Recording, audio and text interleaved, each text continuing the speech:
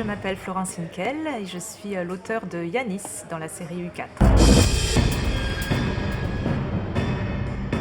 Mon roman, c'est un road trip, c'est beaucoup un road trip parce que mon personnage part de Marseille et lui il croit en l'appel de Chronos, il croit en ce rendez-vous qui est donné par le maître du jeu WOT et il part avec son chien mais aussi avec des fantômes. En fait, avec les fantômes de sa famille, de ses parents et de sa petite sœur qui sont mortes à cause de l'épidémie. Il part de Marseille et il va aller à Manosque, puis il va aller jusqu'à Lyon en traversant les montagnes, puis jusqu'à Paris, puis jusqu'en Bretagne. Voilà, donc lui, il traverse quasiment toute la France. Et évidemment, au fil de rencontres, d'amour, d'amitié, il va se rendre compte peut-être qu'un autre avenir est possible. Si Marseille, c'est un élément très important pour moi. D'abord parce que j'y ai beaucoup vécu, mais aussi enseigné. Et Yanis, il est né... en fait, j'ai vraiment beaucoup pensé à mes élèves que j'ai eus. Donc, ils étaient plus petits parce que moi, j'enseignais en primaire.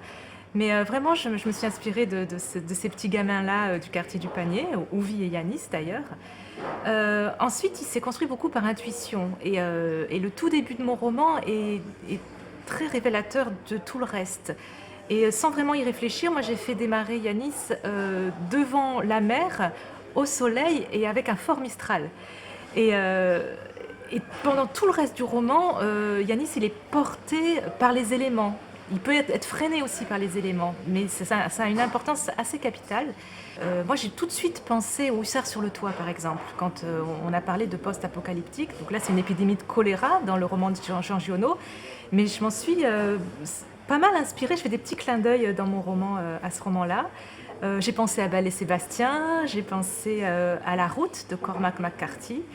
Et voilà, et tout ça a fait que mon personnage s'est construit en ayant en tête ces héros de romans qui cheminent toujours par deux, d'ailleurs, comme Yanis avec son chien Happy.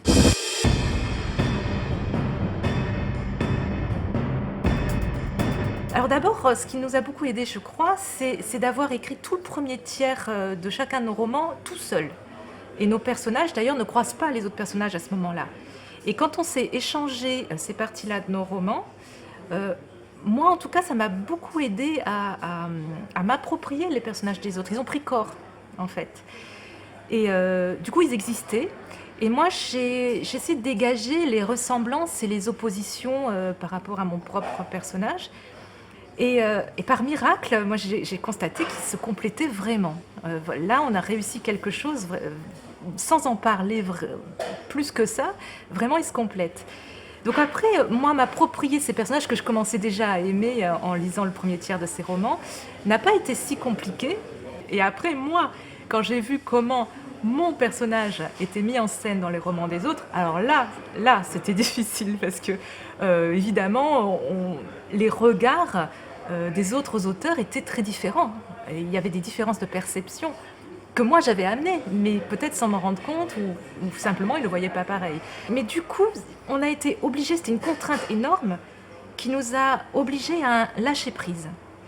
Et on a dû laisser partir nos personnages entre les mains des autres auteurs. On a été obligés. Et du coup, je trouve que ça donne un réalisme très précieux dans chacun de nos romans. Littérairement, pour commencer, moi j'ai découvert d'autres techniques d'écriture. Donc mes co-auteurs ont d'autres intuitions, d'autres façons de prendre les choses, pas par le même bout que moi. Donc ça c'était vraiment très enrichissant forcément. Et d'autre part, ils m'ont amenée sur des terrains où je ne serais peut-être pas allée seule. Humainement, évidemment, il y a eu tellement d'échanges entre nous, de mails. Il y a eu toute cette semaine à Marseille qui a été très intense. Ensuite, on s'est revus à Paris. Et là, on a vraiment vécu des choses très délicates aussi parce qu'on essayait de s'aider entre nous, parce qu'on a chacun nos forces et nos faiblesses. Mais on est tous très susceptibles, un auteur c'est super susceptible. Donc il y a eu des moments un peu peut-être de friction, mais tout de suite on a une telle bienveillance, puis une admiration aussi de chacun que ça s'est vraiment passé de la meilleure façon possible et c'était vraiment extraordinaire.